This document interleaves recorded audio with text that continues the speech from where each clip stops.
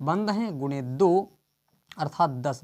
तो Lp हमारा क्या होगा, Q यानी Q मतलब ऑल इलेक्ट्रॉन माइनस का बॉन्ड्स पेयर, तो Q का मान 10 है, माइनस का कर देंगे 10, तो बराबर में क्या आ जाएगा 0, क्या आ जाएगा 0, अर्थात यहाँ पर हमें इलेक्ट्रॉनों की संख्या कुछ भी यानी 0 प्राप्त हो रही है। तो ये हमारा बंद संरचना तो हो गई, परंतु इसकी लुईस डॉट स्ट्रक्चर हमें बनानी। तो देखिए H एक बार लिख लिया, एक बंद तो एक दो इलेक्ट्रॉन, ठीक है, एक बंद तो दो इलेक्ट्रॉन। अब C, अब कितने बंद, 1 2 3, तो 3 का मतलब एक बंद पर 2 और तो 2 पर 4 और 3 पर 6, 1 2 3 4 5 6 इलेक्ट्रॉन दिए और C, और फिर एक बंद तो 1 2, और बस यही हमारा हो जाएगा इसका बिंदु संरचना। समझे। इसके पश्चात नमस्कार दोस्त, आज के लेक्चर में हम लोग समझेंगे बेसिक केमिस्ट्री, जो क्लास 9th 10th 12th और 11th के लिए बहुत इंपॉर्टेंट होने वाली है। इससे ये बेसिक केमिस्ट्री का लेक्चर नंबर 3 है, और इससे पहले लेक्चर में हमने आपको LDS यानी लुईस डॉट स्ट्रक्चर, लुईस बिंदु संरचना, इलेक्ट्रॉनिक लुईस संरचना के कुछ फैक्ट बताए थे, और आज उन्हीं फैक्टों पर और इसमें कुछ और हम फैक्ट जोड़ेंगे, उनसे उन फैक्टरों और आज के कुछ फैक्टरों से लेकर के हम बिंदु संरचनाएं करते हैं। तो यदि आपने इससे पहली वीडियो नहीं देखी तो आप पहले जाएं उस वीडियो को देखिए, तभी आपको यहाँ पर बिंदु संरचनाएं बनाना सीख पाएंगे, अदरवाइज आप नहीं सीख पाएंगे। तो देखिए पहला स्टेप मैंने आपको क्या बताया था, पहला स्टेप क्या था भी हमारा, पहला स्टेप इलेक्ट्रॉनों को काउंट करते हैं, यानी इलेक्ट्रॉनों की संख्या पहले देखेंगे, इलेक्ट्रॉनों की संख्या, ये हमारा पहला स्टेप था। दूसरा स्टेप था ये धन चार्ज दे रखा है तो इलेक्ट्रॉन घटेंगे, इलेक्ट्रॉन घटेंगे, यदि ऋण चार्ज यानी इलेक्ट्रॉन घटेंगे, ठीक है, यहाँ पर लिख देते हैं इलेक्ट्रॉन घटेंगे, और यदि यहाँ पर ऋण चार्ज दे रखा है तो इलेक्ट्रॉन बढ़ेंगे, बढ़ेंगे, ठीक है। ये कुछ बेसिक पॉइंट मैंने इससे पहले जो लेक्चर दिया है उसमें मैंने विधिवत रूप से नहीं समझाया, यहाँ पर थोड़ा शॉर्ट में लिख रहे हैं। और इसके बाद जो अगला पॉइंट है, चयन करते हैं CMF का, CA यानी CA सेंट्रल एटम का चयन करते हैं। फिर उसके पश्चात सेंट्रल एटम का चयन करने के पश्चात बंधित इलेक्ट्रॉन देखते हैं, बॉन्ड्स पेयर इलेक्ट्रॉन यानी जो बंद में भाग लेने वाले इलेक्ट्रॉन है। उसके पश्चात हम देखते हैं लोन पेयर इलेक्ट्रॉन, ठीक है। और लोन पेयर इलेक्ट्रॉन के यहाँ पर CA से जो आपका CA का चयन करने के पश्चात जो अन्य परमाणु होते हैं उनको हम क्या करते हैं, उनको हम जोड़ देते हैं एकल बंध से। अच्छा, कुछ पॉइंट और याद कर लें, जैसे क्लोरीन है, और ये आपका ऑक्सीजन है, सल्फर है, कार्बन है, फास्फोरस है, और ऑक्सीजन है, सॉरी ऑक्सीजन के बाद जैसे फास्फोरस हो गया, क्लोरीन हो गया, नाइट्रोजन हो गया, नाइट्रोजन के बाद आपका हम समझ लेते हैं अन्य कोई भी तत्व, चलो सिलिकॉन ले लेते हैं, सिलिकॉन ले लिया, क्लोरीन ले लिया, क्लोरीन तो है ही हमारा, बस देखें यहाँ से। तो इनके कुछ चीज़ें याद कर लीजिए, ये अधिकतम कितने बंद बना सकते हैं। क्लोरीन जो आपका 1 3 5 7 तक बंद बना सकता है, 1 भी बना सकता है, 3 भी बना सकता है, 5 भी बना सकता है, 7 भी बना सकता है। ऑक्सीजन आपका मैक्सिमम 2 बंद बना सकता है, 2 और 1 बंद, ठीक है, 2 और 1 बंद। जो आपका सल्फर है, ऑक्सीजन तो 2 ही बंद बनाता है, ज़्यादा जो है मैक्सिमम 2 ही बंद बनाता है। और जो सल्फर है आपका ये 2 भी बना लेता है, 4 भी बना लेता है, 6 भी बना लेता है। कार्बन जो है आपका 4 बनाता है अधिकतर, सिलिकॉन भी अधिकतर 4 बंद बनाता है, फास्फोरस जो है आपका 3 बना लेता है और 5 बना लेता है।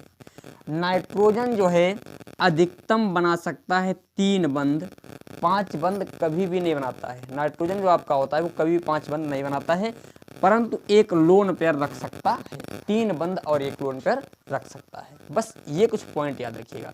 अब देखते हैं हम लोग C यानी लुईस डॉट स्ट्रक्चर को बनाना सीखेंगे इन बेसिक नियमों के आधार पर। तो हम पहले चल रहे हैं CH4 के साथ, CH4 इसका हमें लुईस डॉट स्ट्रक्चर बनाना है। तो देखिए सबसे पहले क्या है, इलेक्ट्रॉनों को देखेंगे, पहले इलेक्ट्रॉनों को काउंट करते हैं। ये पहला स्टेप है इलेक्ट्रॉनों को काउंट करना। तो और इलेक्ट्रॉन कौन से काउंट किए जाते हैं, बाह्यतम कोश में उपस्थित इलेक्ट्रॉन को काउंट करते हैं। बाह्यतम कोश में कितने इलेक्ट्रॉन उपस्थित है उन्हीं को काउंट किया जाता है। तो देखिए कार्बन के बाह्यतम कोश में 4 इलेक्ट्रॉन होते हैं और हाइड्रोजन के बाह्यतम कोश में 1 इलेक्ट्रॉन होता है और हाइड्रोजन है कितने 4 हैं। तो 4 + 4 अर्थात टोटल इलेक्ट्रॉनों की संख्या हमें 8 मिल गई। ये पहला। अब देखिए यदि प्लस दे रखा है तो इलेक्ट्रॉन घटेंगे और यदि माइनस दे रखा है तो इलेक्ट्रॉन बढ़ेंगे, परंतु यहाँ पर कोई भी चार्ज नहीं है तो इन दोनों नियमों से हमें कोई भी मतलब नहीं है। इन दोनों नियमों से हमें कोई भी, इस नियम को यहाँ पर लेते हैं, ये तो दिखाई पड़ रहा है, हाँ यहाँ पर लिख लीजिए, ये धन चार्ज आने पर इलेक्ट्रॉन घटेंगे, ठीक है। उसके पश्चात Ca। अब देखिए Ca के चयन के लिए हमने कुछ नियम बताए थे। Ca के चयन के लिए कुछ नियम बताए थे। विद्युत ऋणात्मकता कम होनी चाहिए, विद्युत ऋणात्मकता कम होनी चाहिए। आकार और दूसरा जो यदि इससे विद्युत ऋणात्मकता कम नहीं ढूंढ पा रहे हो, उसमें दिक्कत हो रही है, तो दूसरा पॉइंट और लगा सकते हो, जिसकी संख्या कम हो, और अगला पॉइंट जिसका आकार बड़ा हो,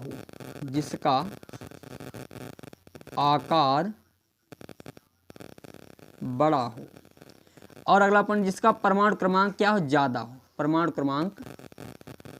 ये कुछ बेसिक नियम हैं। यदि पहला नियम आपको फॉलो नहीं होता है तो दूसरे नियम से आप CM यानी केंद्रीय परमाणु का चयन कर सकते हो। दूसरे नियम से नहीं हो रहा है तो तीसरे नियम से आप केंद्रीय परमाणु का चयन कर सकते हो। तीसरे से नहीं तो चौथे से चयन कर सकते हो। इन चारों में से एक ना एक जरूर पड़ जाएगा, श्योर मिलेगा एक ना एक। अब देखिए यहाँ पर हमें चयन करना है, यहाँ पर तो यहाँ पर CMF यानी केंद्रीय परमाणु हमारा कौन रहेगा। तो सबसे पहले देखा जाता है विद्युत ऋणात्मकता। अच्छा एक पॉइंट और लिख लें, हाइड्रोजन और फ्लोरीन ये कभी भी, हाइड्रोजन और फ्लोरीन यानी हाइड्रोजन नंबर 1 हाइड्रोजन और नंबर 2 आपके फ्लोरीन, ये कभी केंद्रीय परमाणु के रूप में चयनित नहीं किए जाते हैं, कभी भी केंद्रीय परमाणु के रूप में चयनित नहीं किया। परंतु हाँ ध्यान रखना, यदि कहीं पर हाइड्रोजन और हाइड्रोजन ही दे रखा है तो वहां पर चयनित कर लेंगे। यदि कहीं पर केवल हाइड्रोजन दे रखा है तो वहां पर हम चयन कर सकते हैं, परंतु हाइड्रोजन के अतिरिक्त अन्य कोई भी एलिमेंट दे रखा है तो हाइड्रोजन को कभी भी केंद्रीय धातु परमाणु के रूप में चिन्हित नहीं करेंगे, यानी चूज नहीं करेंगे, ना ही फ्लोरीन को चूज करेंगे। ये पॉइंट याद रखना। तो देखिए इसमें सबसे पहले कार्बन को देखेंगे, संख्या किसी है, हाइड्रोजन कितने हैं 4 हैं, कार्बन क्या है अकेला है, तो इसका मतलब कार्बन हमारा केंद्रीय परमाणु हो जाएगा। तो कार्बन को हमने बीच में रख लिया और जो आपके हाइड्रोजन हैं इनको हम क्या करते हैं जोड़ देते हैं, यानी एक H इधर कर दिया और एक H इधर कर दिया, एक H इधर, चारों तरफ हमने H कर दिया, ठीक है। अब देखिए ये Ca को चयन कर लिया, फिर उसके पश्चात बॉन्ड्स पेयर, तो इसका मतलब हमने रूल आपको लिखवाए हैं। अब इन्हें एकल बंध द्वारा जोड़ेंगे, सभी को एकल बंध द्वारा जोड़ते हैं, सभी को एकल बंध द्वारा जोड़ दिया। अब क्या देखते हैं बॉन्ड्स पेयर इलेक्ट्रॉन। देखो बॉन्ड्स पेयर इलेक्ट्रॉन कैसे जो है निकालते हैं, तो बॉन्ड्स पेयर इलेक्ट्रॉन यानी बंधित इलेक्ट्रॉनों को चूज करने के लिए, निकालने के लिए बंधों की संख्या गुणे 2 करते हैं, बंधों की संख्या गुणे 2। तो बंधों की संख्या कितनी है 1 2 3 4, 4 बंध हैं, गुणे कर देंगे 2, अर्थात टोटल हमारे 8 इलेक्ट्रॉन हुए। बॉन्ड्स पेयर इलेक्ट्रॉन यानी बंधित इलेक्ट्रॉनों की संख्या कितनी हो गई 4। तो बंधित इलेक्ट्रॉन निकाल दिए भैया, ये Ca देखो ये नियम फॉलो कर चुके हैं, Ca को भी निकाल चुके हैं, बंधन भी बना चुके हैं और बॉन्ड्स पेयर इलेक्ट्रॉन भी निकाल चुके हैं। अब हमें निकालनी है Lp यानी लोन पेयर इलेक्ट्रॉन। निकालने के लिए हम क्या करते हैं टोटल इलेक्ट्रॉनों की संख्या यानी Q कह दें इसे, ठीक है। टोटल इलेक्ट्रॉनों की संख्या से बॉन्ड्स पेयर इलेक्ट्रॉन को माइनस करते हैं, तो टोटल इलेक्ट्रॉन कितने हैं 8 हैं, बॉन्ड्स पेयर इलेक्ट्रॉन कितने हैं 8 हैं, तो Lp क्या आ जाएगा हमारा 0 आ जाएगा। बाकी अब हमें कुछ करना है, Lp का मान 0 आ गया तो ये हमारी संरचना कंप्लीट हो गई, कोई भी इलेक्ट्रॉन बचा नहीं है। तो ये हमारी अभी क्या है बंद संरचना है, ठीक है। अब ये भी आप लिख सकते हो, ये तो भी बंद संरचना है, परंतु इसे डॉट स्ट्रक्चर इसका बनाना है, इसको डॉट के रूप में प्रदर्शित करना है। तो कैसे प्रदर्शित करेंगे, एक एक पॉइंट को ध्यान से समझिए। इसको मैं डॉट के रूप में प्रदर्शित करता हूँ। देखिए मैंने यहाँ पर एक एच लिख लिया, एच का ये एक इलेक्ट्रॉन दृढ़ से दृढ़ जो है प्रदर्शित कर देते हैं, और ये हमारा कार्बन है, कार्बन, और कार्बन के इलेक्ट्रॉन को ब्लैक से प्रदर्शित कर देते हैं। ठीक है, फिर एक दूसरा एच हमारा इधर जुड़ा है, एच के पास बाह्यतम कोश में एक इलेक्ट्रॉन होता है और एक ये कार्बन का। भैया ये जहाँ पर एक देखिए जो एक बंद होता है तो इसका मतलब एक इलेक्ट्रॉन होगा कार्बन का होगा और एक इलेक्ट्रॉन हाइड्रोजन का होगा, तो ये दोनों आपस में कर लेते हैं शेयरिंग। इसी प्रकार इसके पश्चात यहाँ पर देखते हैं जो अन्य हमारा हाइड्रोजन आने वाला है, अन्य जो हाइड्रोजन है, हाइड्रोजन को हमने यहाँ बना दिया। हाइड्रोजन के बाह्यतम कोश में एक इलेक्ट्रॉन होता है और यहाँ पर एक हाइड्रोजन के बाह्यतम कोश में एक इलेक्ट्रॉन होता है, और इसे भी कार्बन क्या करेगा, एक इलेक्ट्रॉन दे देगा और इसे भी एक इलेक्ट्रॉन दे देगा, यानी एक एक इलेक्ट्रॉन की क्या कर लेगा, साझेदारी। तो ये हमारी लुईस डॉट स्ट्रक्चर हो गया किसका, CH4 का, CH4 का। ठीक है, चलो इसके पश्चात मैं दूसरा समझता हूँ, समझाते हैं। देखिए जो इधर रखा C2H6, इसको हम लोग समझेंगे, C2H6 इसको मैं रख कर दूँ। चलो एक एक पॉइंट को ध्यान से समझिए, नियम को याद रखिए, बस नियम को याद रखिए। नियम हम समझने वाले हैं C2H6 के कौन सी संरचना, Lewis dot structure. Lewis dot structure निकालने के लिए पहला नियम क्या है, टोटल इलेक्ट्रॉन गिनिए। तो टोटल इलेक्ट्रॉन वो भी बाह्यतम कोश में, तो कार्बन की बाह्यतम कक्षा में कितने, 6 इलेक्ट्रॉन होते हैं, और कार्बन है कितनी बार, 2 बार, तो गुणा कर देंगे 2 से। प्लस हाइड्रोजन की बाह्यतम कक्षा में 1 इलेक्ट्रॉन होता है और है कितने हाइड्रोजन, 6, तो गुणे 1 कर दिया, 2 छंग 12 और 6 कन 6, अर्थात टोटल इलेक्ट्रॉनों की संख्या कितनी हुई, 18 हुई। अब देखिए हम क्या करते हैं, इसमें जो सेंट्रल एटम है हमारा कौन रहेगा, कार्बन रहेगा, क्योंकि जिसकी संख्या कम होती है, चयन देखेंगे तो यहाँ पर कार्बन 2 बार है और हाइड्रोजन कितने, 6 बार, तो इसमें जो हमारा सेंट्रल एटम हो जाएगा वो कार्बन हो जाएगा, क्योंकि कार्बन की संख्या कम दे रखी है। तो भैया कार्बन, एक ये कार्बन और एक ये, दोनों कार्बन ये हो गए। अब हम क्या करते हैं, इनके आस पड़ोस में हाइड्रोजन को लिख देते हैं, एक ये इधर भी हाइड्रोजन, हाइड्रोजन, हाइड्रोजन, हाइड्रोजन, ये हाइड्रोजन और हाइड्रोजन। ठीक है, अब इन सभी को हम क्या करते हैं, सिंगल बंध द्वारा जोड़ देते हैं। सिंगल बंध द्वारा हमने क्या किया, इन सभी को जोड़ दिया, ये हमने सिंगल बंध द्वारा इनको जोड़ दिया, और इन दोनों को भी हमें क्या करना है, सिंगल बंध द्वारा जोड़ देना है। समझ गए।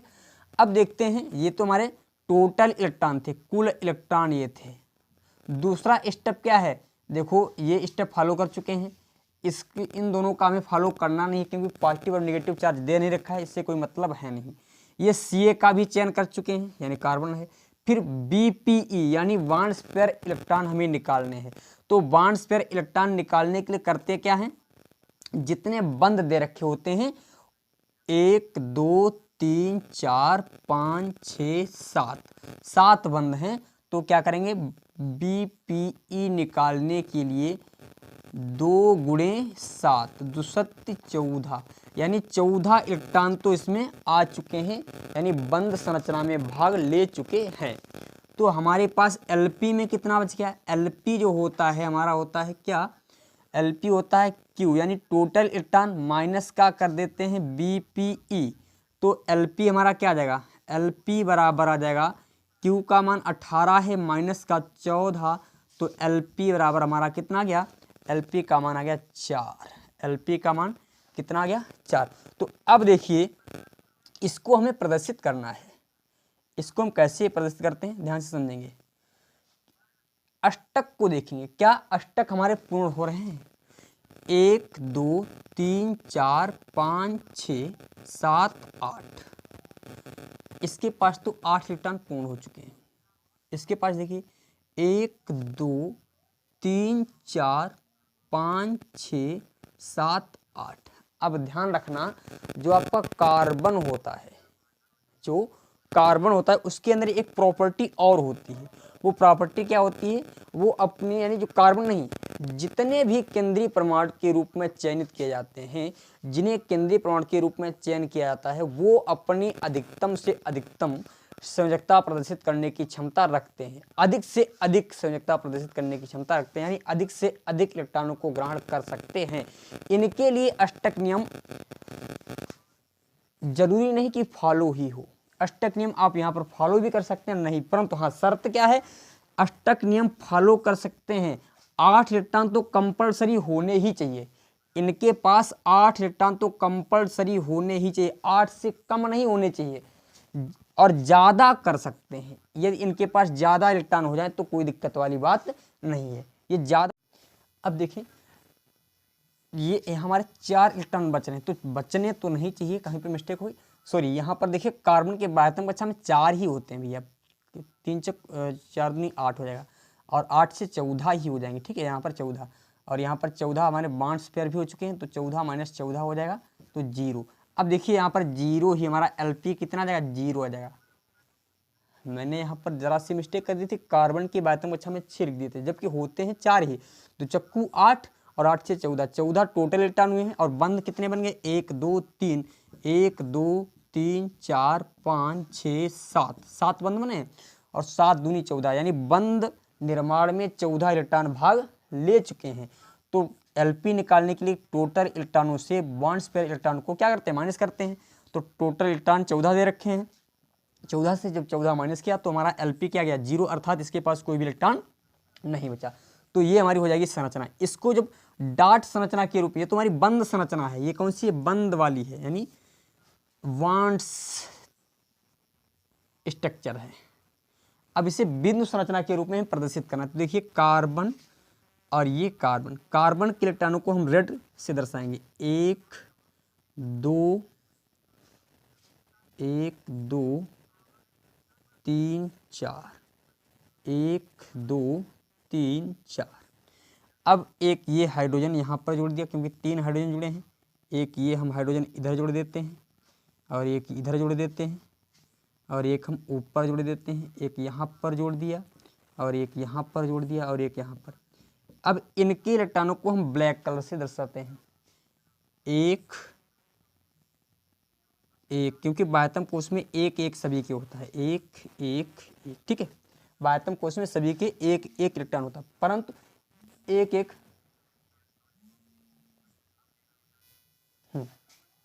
अब देखें यहाँ पर 1 इलेक्ट्रॉन की, ये इसके साथ 1 इलेक्ट्रॉन की साझेदारी करता है, अर्थात ये भी अपना इलेक्ट्रॉन ये इधर बढ़ाता है, ये हाइड्रोजन क्या करता है, अपना इलेक्ट्रॉन एक इधर बढ़ाता है, तो एक कार्बन भी अपना इलेक्ट्रॉन इधर बढ़ा देता है। देखेंगे इन दोनों के मध्य 1 इलेक्ट्रॉन की साझेदारी, तो यहाँ पर 1 इलेक्ट्रॉन ये भी दे देगा। इसी प्रकार इस वाले के साथ भी ये वाला अपना 1 इलेक्ट्रॉन आगे बढ़ाएगा ब्लैक, तो ये लाल वाला भी अपना 1 इलेक्ट्रॉन आगे बढ़ा देगा, यानी यहाँ पर इन दोनों के मध्य ये बीच में रख देते हैं, ठीक है, ये दोनों अपने इलेक्ट्रॉन को बीच में रख देते हैं। इसी प्रकार यहाँ पर भी क्रियाकलाप होगा, दोनों बीच में अपने इलेक्ट्रॉन को रख देंगे। अब देखिए कार्बन, यहाँ पर भी कार्बन के पास 1 इलेक्ट्रॉन है, अब ये दोनों भी बंद के द्वारा जुड़े हैं, मतलब 1 इलेक्ट्रॉन ये बढ़ाएगा अपना आगे, एक इस वाले ने अपना इलेक्ट्रॉन आगे बढ़ा दिया, और एक ये भी अपना इलेक्ट्रॉन आगे बढ़ाएगा, तो इसने भी अपना 1 इलेक्ट्रॉन आगे बढ़ा दिया, ठीक है। अब देखिए ये हाइड्रोजन, ये जो 1 इलेक्ट्रॉन बचा है, तो ये क्या करेगा, हाइड्रोजन अपना 1 इलेक्ट्रॉन यहाँ पर रखेगा, हाइड्रोजन ने अपना 1 इलेक्ट्रॉन अपना यहाँ पर रख दिया, तो ये भी अपना 1 इलेक्ट्रॉन यहाँ पर रखेगा। चलो थोड़ा मैं इसको रफ करता हूँ, जिससे आपको बेहतर तरीके से समझ में आ सके, बिंदु संरचना समझाने के तरीके बताते हैं। देखिए एक ये कार्बन है, hydrogen hydrogen hydrogen hydrogen hydrogen hydrogen, इसके इलेक्ट्रॉन को यहाँ पर ये हाइड्रोजन का 1 इलेक्ट्रॉन रख देते हैं, इसका भी ये इलेक्ट्रॉन, इसका भी ये इलेक्ट्रॉन हाइड्रोजन का, ये इलेक्ट्रॉन रख दिया हाइड्रोजन का, ठीक है, यहाँ पर इसका 1 इलेक्ट्रॉन रख दिया, इसका भी 1 इलेक्ट्रॉन रख दिया। इनके हाइड्रोजन के सभी जो है रेड कलर वाले इलेक्ट्रॉन रख दिए। कार्बन के पास देखिए, अब ये 1 इलेक्ट्रॉन कार्बन इधर भाई 1 बंद से जुड़े तो 1 इलेक्ट्रॉन कार्बन का भी यहाँ पर आ जाएगा, इससे भी 1 बंद से तो 1 इलेक्ट्रॉन कार्बन का यहाँ पर आ गया, इससे भी 1 वन से तो 1 इलेक्ट्रॉन यहाँ पर, इससे भी 1 वन से तो 1 इलेक्ट्रॉन यहाँ पर आएगा, इससे भी सिंगल वन से तो 1 इलेक्ट्रॉन, सिंगल वन से तो 1 इलेक्ट्रॉन। अब ये दोनों भी सिंगल बंद से जुड़े थे, तो ये दोनों भी क्या करेंगे, 1 इलेक्ट्रॉन एक अपना इलेक्ट्रॉन इस प्रकार बना देंगे, तो ये हमारी हो जाएगी लुईस डॉट स्ट्रक्चर। इसे बिल्कुल पास में भी आप लिख सकते हैं, जैसे यहाँ पर सी और ये इस प्रकार आराम से प्रेम से इसे लिख सकते हैं।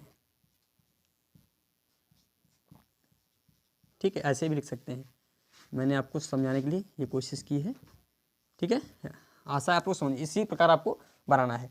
और समझते हैं हम लोग, ये तो हमारा C2H6 का था। अब समझते हैं C2H4 का। इसको मैं करता हूँ रफ। C2H4 का, C2H4 का देखें, C2H4। तो सबसे पहले इलेक्ट्रॉन गिनते हैं। तो बाह्यतम कक्षा में 4 होते हैं, तो 2 गुणे 4 प्लस हाइड्रोजन की बाह्यतम कक्षा में 1 और गुणे 4, तो चक्कू 8 8 4 12, यानी टोटल 12 इलेक्ट्रॉन हुए। अब केंद्रीय धातु प्रमाण का चयन करते हैं। तो केंद्रीय धातु प्रमाण हमारा कार्बन हो जाएगा, कार्बन और ये कार्बन। अब देखिए एक H हमारा इस प्रकार इससे जुड़ गया, एक H इधर भी, और एक H हमने इधर रख दिया, और एक H इसके पास लाए, एक H इसके पास। अभी जोड़ेंगे नहीं, इनको साइड में लगा दिया। अब इनको जोड़ देते हैं आराम से, एक एकल बंध से। सबसे पहले एकल बंध से जोड़ेंगे, ध्यान रखना, एकल बंध से जोड़ दिया। तो देखिए बंध में कितने इलेक्ट्रॉनों ने भाग ले लिया। अच्छा, बंध में देखा जाए कितने इलेक्ट्रॉनों ने भाग ले लिया, परंतु यहाँ पर इसको देखने से पहले एक रूल और याद होना चाहिए। देखिए कार्बन अधिकतम कितने बंध बना सकता है, 4।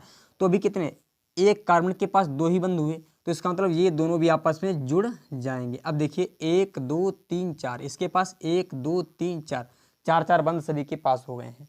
अब देखिए यहाँ पर टोटल इलेक्ट्रॉन कितने थे, 12 थे, 12 टोटल इलेक्ट्रॉन थे। और बंध कितने बनाए, 1 2 3, 1 2 3 4 5 6। अब देखिए 6 दूनी 12, अर्थात 12 बंध में भाग ले चुके हैं। तो 12 - 12 अर्थात 0 हमारा बचेगा। LP क्या बचा, 0, अर्थात यही हमारी हो जाएगी इसकी बंध संरचना। ये हमारी क्या होगी, बंध संरचना होगी। अब इसको हम लुईस डॉट जो है बिंदु संरचना में बनाएं। तो बिंदु संरचना क्या हो जाएगी, देखिए कार्बन कार्बन, और इससे एक हाइड्रोजन यहाँ पर जुड़ा है, और एक हाइड्रोजन हमारा यहाँ पर जुड़ा है, एक हाइड्रोजन यहाँ पर जुड़ा है, एक हाइड्रोजन यहाँ पर जुड़ा है। देखिए जब डबल बंध होता है तो एक बंध के लिए एक बिंद जो है 2 इलेक्ट्रॉन, 2 बंध के लिए 4 इलेक्ट्रॉन, ठीक है। एक बंध के लिए 1 इलेक्ट्रॉन, हमारी बात को समझिए। जब एक बंध होता है तो 2 इलेक्ट्रॉन रखते हैं। अब डबल बंध तो 4, यहाँ पर सिंगल बंध तो 2 इलेक्ट्रॉन, सिंगल बंध तो 2 इलेक्ट्रॉन, सिंगल बंध 2 इलेक्ट्रॉन, सिंगल बंध 2 इलेक्ट्रॉन। यही हमारी हो जाएगी इसकी बिंदु संरचना। क्या हो जाएगी, यही हमारी हो जाएगी इसकी बिंदु संरचना, ठीक है। और समझते हैं इसके आगे, देखें C2H2 का, C2H2 इसको मैं करता हूँ रफ। C2H2 को समझते हैं, C2H2 देखें, C2H2। तो बाह्यतम कोश में कितने इलेक्ट्रॉन होंगे, 2 गुणे 4 प्लस 2 गुणे 1, अर्थात 6 प्लस 2, सॉरी 8 प्लस 2 हो जाएगा, 8 प्लस 2 अर्थात 10 हो गए। तो कार्बन कार्बन, एक H हम इससे जोड़ देते हैं, इधर रख देते हैं, और एक H हमने इधर रख दिया। इन दोनों को हम सिंगल बंध से ऐसे जोड़ देते हैं, ठीक है। अब देखिए एक बंध तो बन गया है, परंतु कार्बन के अंदर एक प्रॉपर्टी होती है, 4 बंध बनाएगा। तो भैया यहाँ पर भी हमारे 3 बंध, 1 2 3 बंध, सॉरी 2 बंध हो गए, नहीं 4, तो यहाँ पर 3 बंध से जुड़ जाएंगे, ठीक है। अब देखो कार्बन कितने, एक इस वाले कार्बन के लिए देखिए 1 2 3 4। अब इस वाले के लिए देख लीजिए 1 2 3 4, यानी 4 बंध बना रहे हैं। तो बंधों की टोटल संख्या कितनी हुई, 1 2 3 4 5। टोटल बंध यानी बॉन्ड्स पेयर इलेक्ट्रॉन जो है हमारे 5 बंध हैं गुणे 2, अर्थात 10। तो LP हमारा क्या होगा, Q, यानी Q मतलब ऑल इलेक्ट्रॉन माइनस का बॉन्ड्स पेयर। तो Q का मान 10 है, माइनस का कर देंगे 10, तो बराबर में क्या आ जाएगा, 0। क्या आ जाएगा, 0, अर्थात यहाँ पर हमें इलेक्ट्रॉनों की संख्या कुछ भी यानी 0 प्राप्त हो रही है। तो ये हमारा बंध संरचना तो हो गई, परंतु इसकी लुईस डॉट स्ट्रक्चर हमें बनानी। तो देखिए H एक बार लिख लिया, एक बंध तो 1 2 इलेक्ट्रॉन, ठीक है, एक बंध तो 2 इलेक्ट्रॉन। अब C, अब कितने बंध, 1 2 3, तो 3 का मतलब एक बंध पर 2, और तो 2 पर 4, और 3 पर 6, 1 2 3 4 5 6 इलेक्ट्रॉन दिए। और C, और फिर एक बंध तो 1 2, और बस यही हमारा हो जाएगा इसका बिंदु संरचना, समझे। इसके पश्चात अगला क्वेश्चन जो है हम NH3 को समझते हैं, NH3 को, NH3 को। तो NH3 में बाह्यतम कोश में इलेक्ट्रॉन जोड़ते हैं, कितने हैं, 5 बाह्यतम कोश में, प्लस 3 गुणे 1, तो 5 प्लस का 3 अर्थात 8 इलेक्ट्रॉन टोटल हो जाएंगे। अब इनको हम क्या करते हैं, नाइट्रोजन को हमें सेंट्रल एटम मानना पड़ेगा, क्योंकि हाइड्रोजन कभी होता नहीं है। तो नाइट्रोजन को हमने क्या किया, मान लिया। एक एच इधर, एक एच इधर और एक एच हमने इधर, इन सभी को हम सिंगल बंध द्वारा क्या कर देते हैं, जोड़ देते हैं। नाइट्रोजन अधिकतम बना कितने सकता है, 3 ही बना सकता है।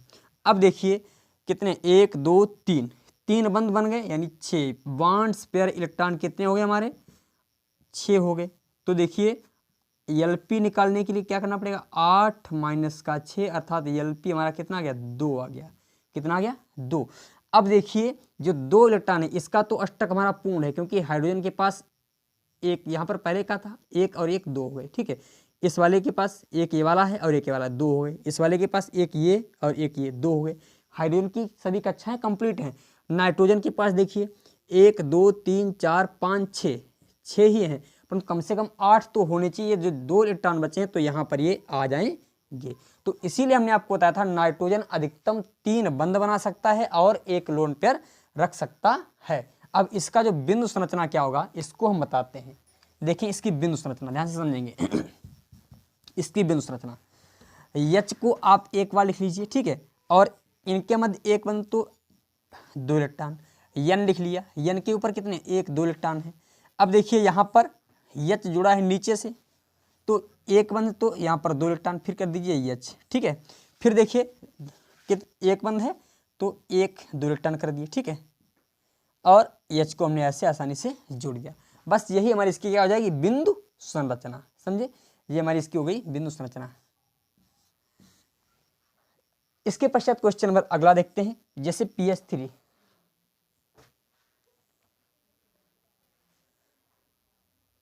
लाइट इसे थोड़ा, अब देखते हैं PH3 का। एंड हम आज आपको ऐसे ही बताते चलेंगे। अब इन नियमों को हम देते हैं बेटा। देखें जैसे PH3 में सबसे पहले बाह्यतम कोश के इलेक्ट्रॉनों को देखते हैं। बाह्यतम कोश के 5 और यहाँ पर हाइड्रोजन के बाह्यतम कोश में होते हैं 1 होता है और 3 हाइड्रोजन है, तो यहाँ पर हो जाएगा 3, यानी 5 + 3 अर्थात टोटल हो गए 8। अब हमें सेंट्रल एटम का चयन करना है, तो P हमारा सेंट्रल एटम हो जाएगा। अब एक H ये वाला और एक H ये और एक H ये, इस प्रकार ये सिंगल बंध द्वारा सभी जुड़ जाएंगे, ठीक है। सिंगल बंध द्वारा जुड़ गए। अब देखते हैं यहाँ पर बंधों की संख्या कितनी है, 1 2 3, 3 है। तो बंधों की संख्या यानी बॉन्ड्स पेयर इलेक्ट्रॉन जो हो जाएंगे 3 × 2 अर्थात 6। और तो Lp हमारा कितना बचेगा, Lp बचेगा Q - Bpe। तो Q का मान कितना है, 8, Bp 6 है, तो Lp हमारा आ जाएगा 2, यानी लोन पेयर वाले जो इलेक्ट्रॉन है हमारे 2 बचेंगे। अब 2 इलेक्ट्रॉनों को हमें कहाँ पर प्रदर्शित करना है, इनको देखते हैं। देखिए इसके पास एक इलेक्ट्रॉन ये वाला है और एक ये फास्फोरस दे देगा, एक ये क्या करेगा, फास्फोरस दे देगा। तो देखिए इसके पास 2 हो जाएंगे। हाइड्रोजन के पास 1 होता है और एक की साझेदारी कर ली, तो इसके पास भी 2 हो गए, इसके पास भी 2 हो गए। अब देखिए क्या इसके पास तुम्हारे 8 हैं या नहीं है, तो देखिए 3 बंध, ये 3 बंधों से जुड़ा है, 1 2 3 4 5 6। इसके पास केवल अभी 6 ही इलेक्ट्रॉन है, तो ये 2 इलेक्ट्रॉन इसके पास आ जाते हैं। तो ये हमारी हो जाती है इसकी बंध संरचना। अब इसकी बिंदु संरचना समझें, तो बिंदु संरचना में क्या होगा, H और सिंगल बंध है तो 2 इलेक्ट्रॉन, P लिख देंगे। P के ऊपर L जो है लोन पेयर है, लोन पेयर दर्शा देंगे। फिर देखिए H हमारा नीचे दे रखा है, तो सिंगल बंध द्वारा जुड़ा है, तो यहाँ पर 2 इलेक्ट्रॉन और H नीचे लिख दिया, ठीक है। फिर ये वाला H सिंगल बंध द्वारा, तो 1 2, फिर ऐसे, ये हमारी हो जाएगी इसकी बिंदु संरचना। समझ गए, जहां पर सिंगल बंध वहां पर 2 इलेक्ट्रॉन, जहां पर डबल वहां पर 4, जहां पर ट्रिपल वहां पर 6, बस। इसके बाद हम समझते हैं H2O को समझते हैं। अभी कुछ पॉइंट और ये सभी संरचनाएं समझते रहें। H2O देखें,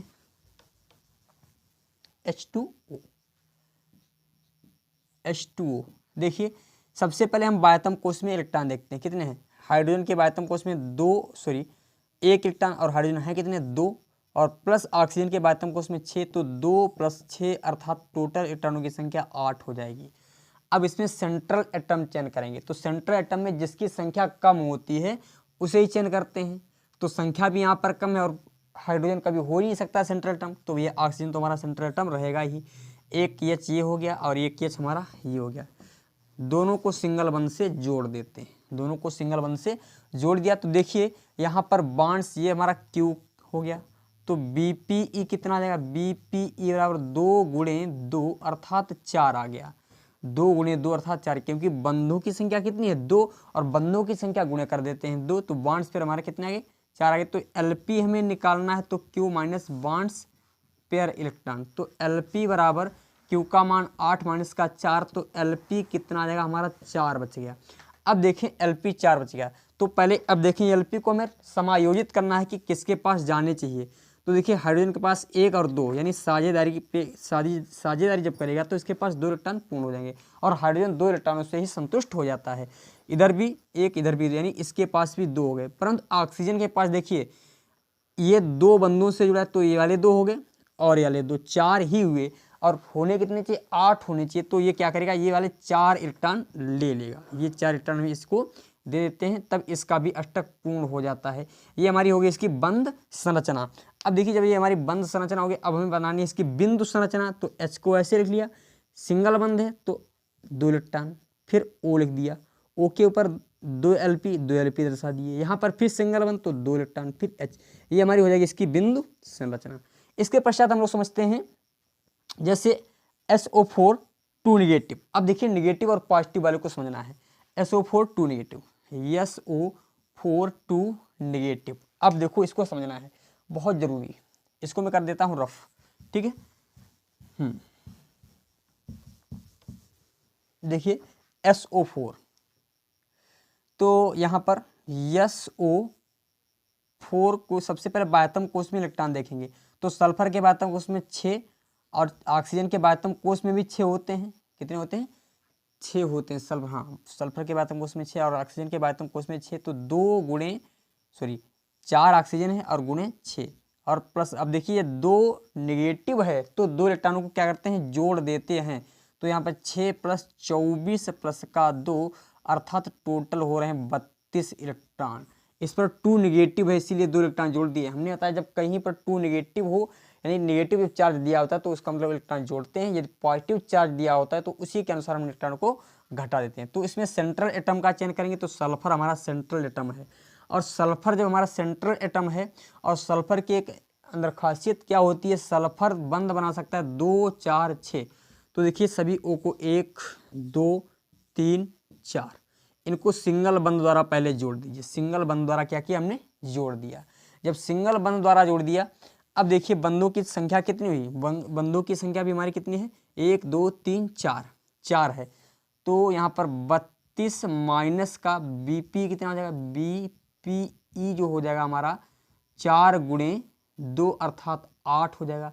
तो यहाँ पर देखें BPE बराबर बच्चा कितना LP हमारा आ जाएगा, LP Q minus BPE, Q का LP बराबर Q का मान 32 माइनस का 8, तो LP हमारा आ जाएगा कितना बचेगा 24। अब देखिए 24 इलेक्ट्रॉन अभी हमारे बचे हैं, तो हम क्या करते हैं 24 इलेक्ट्रॉनों को हमें प्रदर्शित करना है। तो देखिए इसके पास कितने 6 इलेक्ट्रॉन होने चाहिए, तो इसका 1 2 3 4 5 6, ठीक है, हाँ ठीक है। इधर भी 1 2 3 4 5 6, 1 2 3 4 5 6, इधर भी 1 2 3 4 5 6।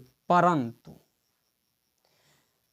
नियम ये भी है, हमने बताया जो सेंट्रल एटम होता है वो अधिकतम से अधिकतम बंध बनाता है पहले। यदि संभावना है तो ये जो आपके ये जो ऑक्सीजन है भाई अपने बंध संरचना को पहले कंप्लीट करेगा, अपने बंधों को पहले करेगा कंप्लीट। जब ये बंधों को कर लेता है कंप्लीट, ये भी डबल बंध से जुड़ जाता है और ये वाला भी हमारा डबल बंध से जुड़ जाता है। अब देखिए जब ये डबल बंध से दोनों जुड़ गए हैं तो इनके पास तो भाई 2 2 4 हो गए, ठीक है। अब और यहाँ इनके पास 2 2 4 2, ठीक है, हाँ।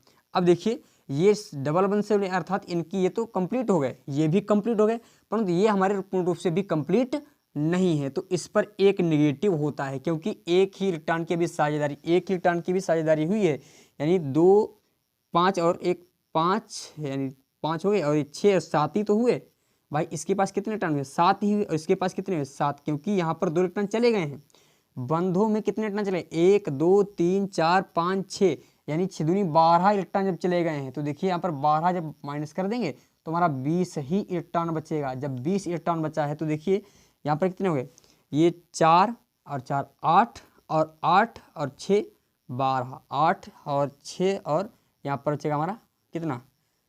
6 12। अब देखिए यहाँ पर ये एक बंध से जुड़े हैं और ये डबल बंध से जुड़े हैं, तो इसका मतलब इस पर एक नेगेटिव, इस पर भी एक नेगेटिव, तो पूर्ण रूप से दोनों पर क्या जाता है हमारा? एक 2 नेगेटिव हम लिख देते हैं।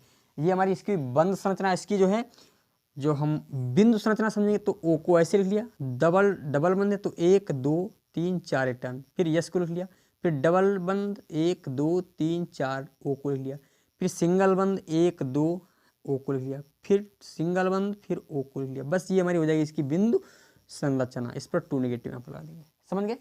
ये हमारी बिंदु संरचना हुई। और आज का लेक्चर हम यहीं तक रखेंगे। और यदि आपको वीडियो पसंद आई हो तो वीडियो को शेयर करना ना भूलें और अपने दोस्तों को जरूर बताइएगा। थैंक यू, धन्यवाद।